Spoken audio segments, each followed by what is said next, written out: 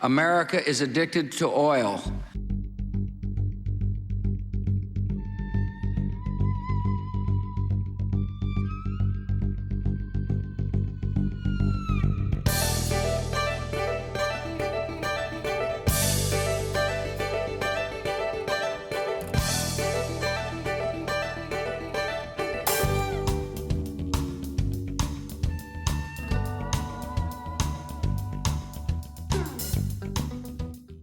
Hi, welcome to Peak Moment. I'm Janaea Donaldson, and usually at this moment in the show, I introduce Rick Hartmann, who will give you the energy news.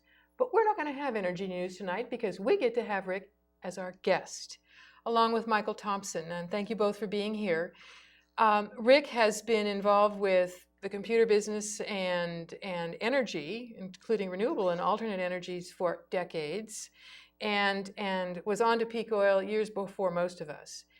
Michael was the international projects manager for a software and electronics firm and just got keyed into peak oil not quite a year ago. So we've got some different vantage points here of learning about this topic. So I'm going to just throw it out first and say, I'm going to hand it to Rick here. What is peak oil and what's the concern about it? Okay. Well, first, it's great to be up here on the stage and be in a slightly different position. So I'm excited about this opportunity to talk about what peak oil is itself. And so let's start out with our first slide if we can. This, of course, is actually a t-shirt or a bumper sticker, but the important part of this slide is that it's an abstraction of the whole process of what's referred to as peak oil. And it starts out low, as it did back in the 1800s, and we really didn't get started with oil until around the turn of the century in 1900. And then it gradually rose up to a peak. And this is true of all the oil fields throughout the world. They all behave in this way as kind of an abstraction. And this one comes from the Association for the Study of Peak Oil. And this was what they call the 2004 scenario. And it's a little hard to see, but the peak is right around the year 2010. And what you also see there is the little green band at the bottom is the United States oil production peaked there just gently. We see it around 1970. Right. So we're a real small player here with a big bump at the top is about now, right? Right. And then this one is showing the discovery and the production So the discovery is the gray bars on the left, on the underneath. And you'll see that those peak in about 1965, and this is significant. In all the oil fields, the relationship between discovery and peaking is roughly about 40 years. And so about 40 years after discovery is when a field typically peaks. And so now we see something that's even more important, and that's the discovery versus consumption. Right now, it's estimated that we are using 4 barrels of oil for every one that we find. In the last couple of years, they've found almost no significant oil finds, yet they've been spending more and more money drilling and doing more and more drilling, as many oil rigs as they can get out to drill in the water and on land. And needless to say, if you're using 4 for every one that you find, you wouldn't do that with your bank account. If you were spending $4 for every dollar that you put in, the bank account would be in pretty bad shape pretty quickly. And this slide also reflects that on the right-hand side of this slide, you can see that most everybody is producing at capacity. Saudi Arabia, of course, is the big gun in the situation, and they've got a little bit of spare capacity.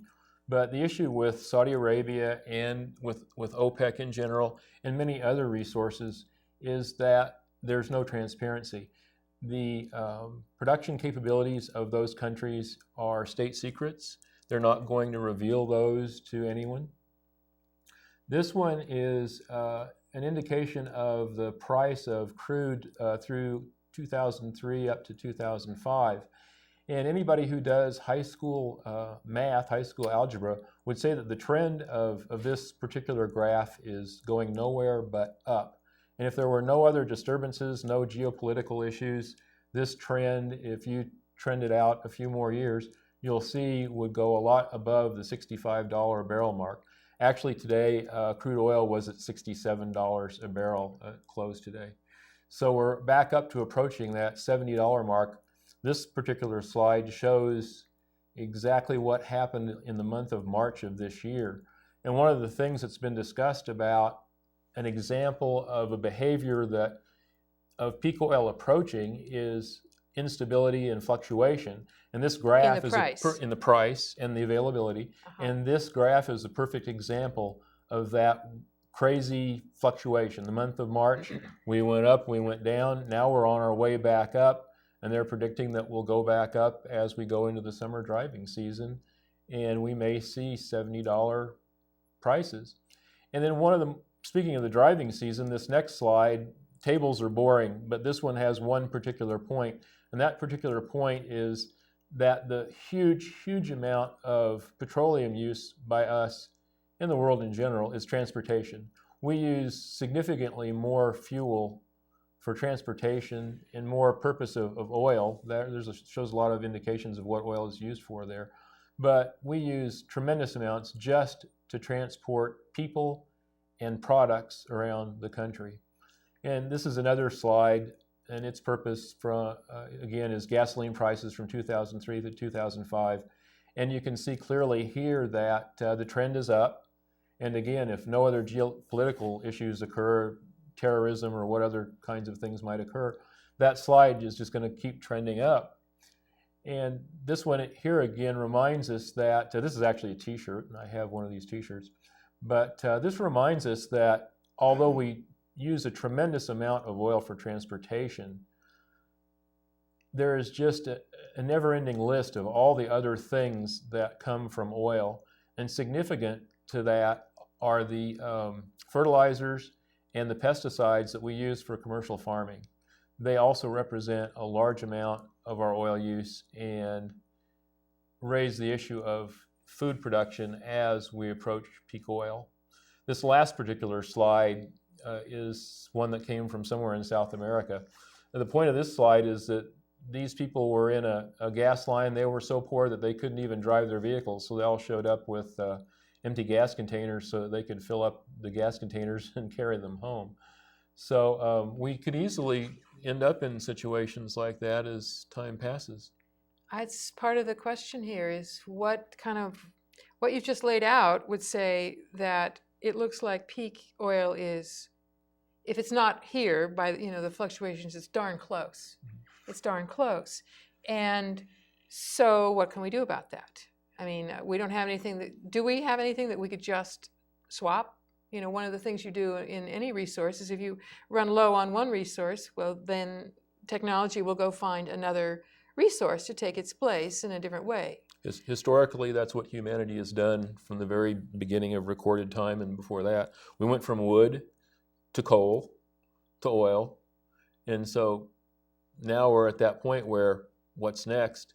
The problem is oil is so unique in the amount of energy that's contained in it that there is no one single thing on the horizon that can replace that demand. Well, it's portable. I mean, somebody reminded us that in 1 gallon, one little gallon of gasoline is enough energy to take one of our heavy-duty cars and send it off, push it down the road for 30 miles, 25 miles. Well, that's a heck of a lot of energy in a very small package, in a convenient package, which, you can't put coal in that place, so you can't put a nuclear plant in that place. Exactly. So are there any technologies, or do we have, or how long does it take us to make technologies that could take, can we just go swap it out? Or in a few years swap it out, because technology will solve this for us. Well, that's one of the issues that was brought up in the report that Robert Hirsch did, the infamous Hirsch report for the Department of Energy. And his primary commentary in that report, he made a lot of good points that are important, but the one is that we need a 20-year advance to start preparing for the peak, for when we won't have enough oil available, if we want to mitigate any economic problems that would occur. He says 20 years, best case scenario. He said if you start 10 years ahead of time, you're in pretty good shape. You'll still suffer a little bit economically, but waiting until it actually happens, which some of us think are very close to right now and in the next few years in this decade, means that we will suffer the full economic impact, and we literally won't have the time to make that transition effectively. So what we're looking then is we'd need to put money into building the renewables or other sources, but we will not have that money. I mean, it's like it's going to cost us more and more and more to use the oil to be able to make on our transition to other energy sources. Is that part of that? Exactly. It takes time to transition. There are some wonderful ideas on the drawing board, and we're already starting to use hybrid vehicles, for instance. But to completely replace our fleet of vehicles in the United States and the world with vehicles would take that 10 to 20 year time frame. Vehicles normally last about 10 years. And so it takes a long time to do that. And it also takes a lot of energy to make a vehicle. And as that energy gets more expensive, then that vehicle is going to get more expensive. So there's this domino effect of increasing prices that is now would be the time to use the oil energy, petroleum energy that we have to develop the solar technologies and the wind technologies and any other technologies, alternative renewable technologies that work, because in a funny sense, we sort of need the cheap petroleum feedstock to produce these other materials. Once it's gone, they'll be very expensive to produce on their own. As a matter of fact, we've seen a shortage of solar in the past couple of years because the feedstocks aren't readily available and the demand is high. And so it's actually starting to become a tiny bit more expensive. So over time, we'll see it costing us more and more to make the change. So the sooner we make the change, the less expensive it would actually be. Actually, that would lead to, if we look at the big picture, this goes to Michael, because you just got tuned into peak oil, about a year ago? That's right. And weren't sure this was, in the up and up. Tell us a little bit about what your research led you to think about it. That's true. I was made aware of peak oil at Renette Cernum's town hall meeting, and I was a skeptic. And I remember taking Rick out to coffee for one long afternoon, and he was trying to convince me of the validity. I think what finally made me appreciate where we are is a realization that the peak oil is really, I might call it a canary in the coal mine. In other words, human civilization has been existing now for a very long time on a paradigm of using up resources, of continued expansion, of unmanaged growth. And the fact is that we're about to the point where we've used the planet up. Not entirely, but we're getting to the point where we have to consider managing it. Whether it's oil right now, we're looking at an oil shortage, but we can also predict at this point when we're going to be running short of other resources: steel, copper, zinc, Water. Yeah, Fresh water. At this point, it looks like we've used up the world's capacity to absorb CO2. So, in my viewpoint, this is just a step along a route that we can predict right now, and where that's all going to lead is to a sustainable society. Eventually. Well, this is a dark way to look at it, but either it's going to be sustainable or it won't be there at all. I mean, that's very black, and I prefer to be an optimist to say we will muddle or find our way through, but we will have to. Won't that mean? I mean, sustainable. Won't that mean that we live within the budget of how much energy we get from the sun each year, or from the energy budget of? I mean, a much lower energy budget than we use now. Is that what is sustainable? Let me ask you that. But it's sustainable not just energy, but minerals and soil and fisheries and so on. Absolutely. How do we get there?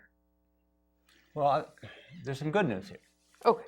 The good news is that we know what that future is going to look like. We know we can predict what a sustainable society will be like. we'll have a stable population of human beings on this earth.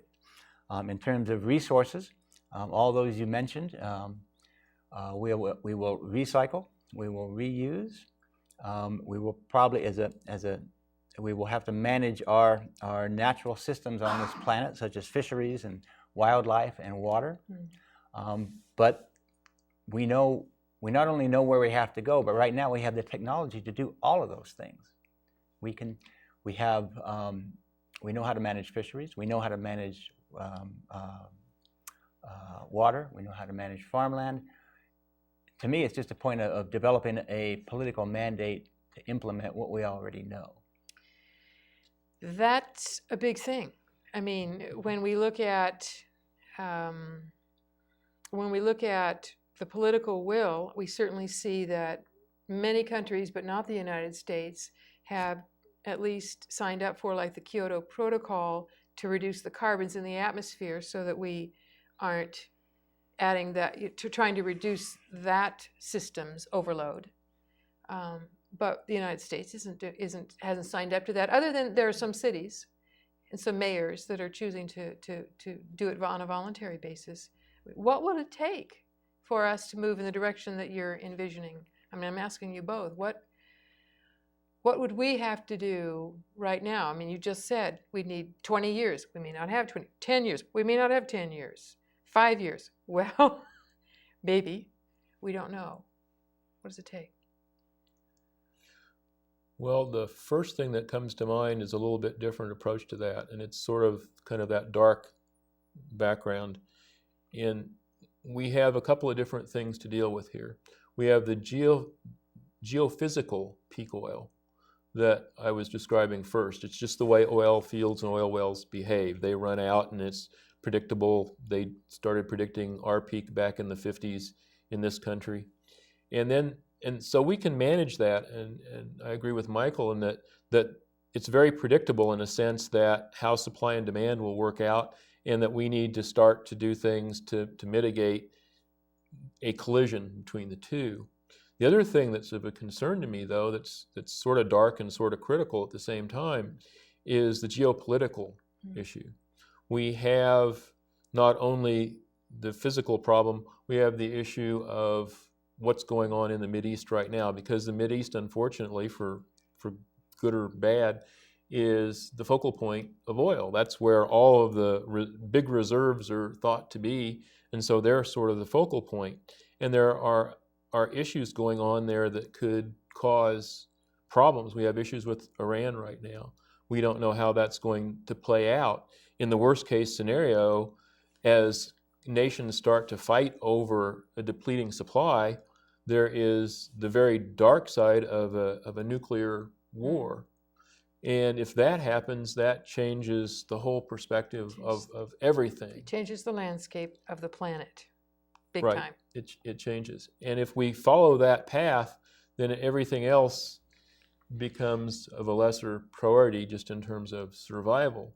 Assuming that we don't follow that path, and that we're fortunate enough to have the foresight to understand that's not a viable path to follow. I hope that they understand that we can look at the things that we've been doing here locally, and that's the relocalization and the understanding that in the kind of world that Michael was talking about, where we have limited resources, that we have to learn to work within those constraints and be efficient and conserve and have a smaller footprint in all of the things that we do in transportation and in heating and all the things that demand the larger bulk of our energy use. You know, and I agree with everything Rick says, but I think there's some other things we could be doing if we were a little more dynamic. Like you said, Jenny, other countries in the world are moving ahead in very quickly. Sweden is declared to be oil-free by 2020. I mentioned Ireland, Japan. Right now, Denmark has the biggest producer of windmills on the planet. Why? Because they started first. What this country should be doing right now is, in my opinion, is developing an American energy project. In other words, one of America's biggest exports right now is U.S. dollars. And where are they going? Oil-producing countries.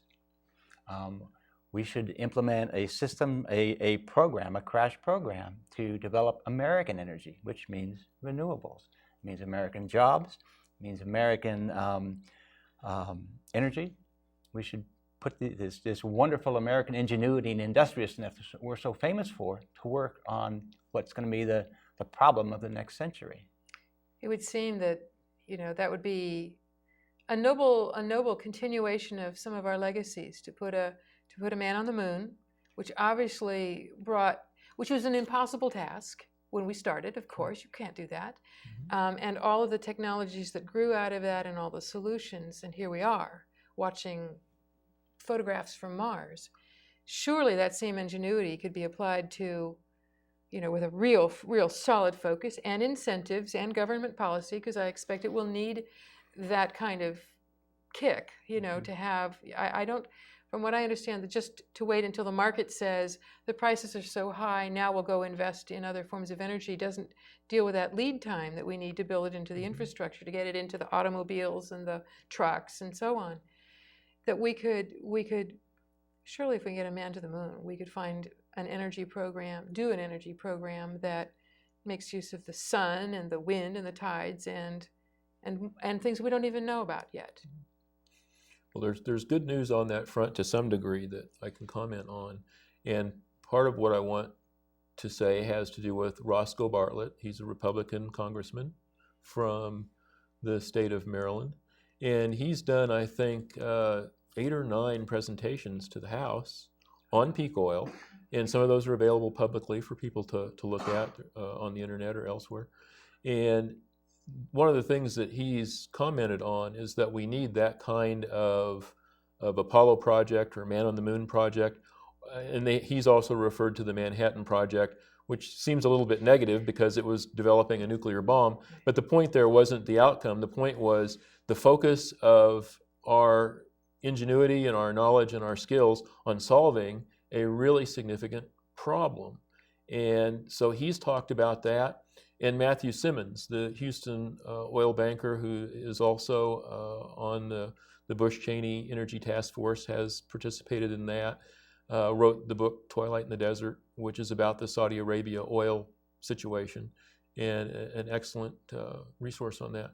But he also has recommended the same sort of thing, that we focus our best scientific talent on discovering what these solutions are and what new solutions might come up, that there might be something on the energy horizon that we haven't thought of or that hasn't even come into fruition yet, but they really need people to focus on that. So there is some hope, and there has been some discussion at higher levels. That is, when you see congressional people discussing it, and they formed a caucus on the alternative energy and peak oil, and Matthew Simmons, who's very highly involved in the whole situation. When you see people like this making these kinds of statements that are well recognized for their expertise, that sounds very promising, that we're starting to hear it more and more, and that things might happen. We know that our government and that the industry has a certain level of inertia, and it takes a little bit of time to break that loose and get it moving. So I'm hoping that it's starting to happen. Just the fact that President Bush acknowledged in the State of the Union, as we heard at the beginning of the show, that we are addicted to oil, strikes me as just a crack. I mean, it's a crack open into that acknowledgement, because you have to start there like any addict. I'd like to point out, too, that this is very important, that the upper echelons of the government, of industry, recognize where we are, not only with oil, but with the entire economy here now, having to move toward a renewable and sustainable base. But most heartening to me, perhaps, is what's going on at the lower echelons, what's going on in the small communities and the cities of this country right now. San Francisco is by far one of the leading cities in the world in moving towards renewable sources. California is by far the leading state in this country. They're doing a tremendous job. People are coming from all over the world to visit the California Energy Department. And even in a smaller sense, in small communities like this, we have the Apple group that Thank you, Janaea. We're the mainstay in. They are organizing the community response. So even if it's going to take the government, my opinion is the reason the government's not moving is they don't have the public mandate to do that. So I think one of the most important things is that the public, once they become aware, demand it of the upper echelons. So we can partly do things locally. The main thing is to wake people up to the fact that, you know, the gas prices are going up and they're going to keep going up, and, you know, your wallet's going to keep hurting, which will change behavior, as it did for us in the 1973 oil embargo. You know, we reduced the speed limit, and people just were more careful with their demand. So I'm hoping too that the small local efforts in awakening people to the fact that we're in for some changes, folks. We're in for a ride that we don't, you know, I haven't heard of anybody that's got the absolute perfect crystal ball to know how it will play out. Certainly, I think we may get to know our neighbors better. True. We may learn how to do carpools. I've certainly heard that if we just took every car and swapped it out for a hybrid and just kept the demand kept going up and up and up, that's still not going to solve it. That we really have to kind of face the tougher challenge of reducing demand. And it can happen with efficiencies. That will help us a lot. But it also is going to mean wiser use of any resource, like you were saying. It's true. Any of, you know, the water, the minerals, the and so on. Wiser use and reuse and reuse. It's really going to take a lifestyle change on the part of everybody, of every citizen of the world, quite honestly. But that shouldn't necessarily scare people, because those lifestyle changes may result in a much better lifestyle for the world around, and certainly a much better community here in the Sierra. I think.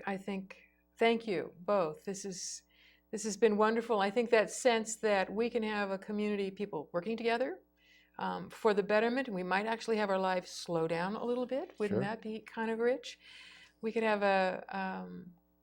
have some of the values that have sort of gotten swept away in the speed of our accelerating technology. That's a hopeful sign. We're sure going to find out. Thank you for being my guests on Peak Moment.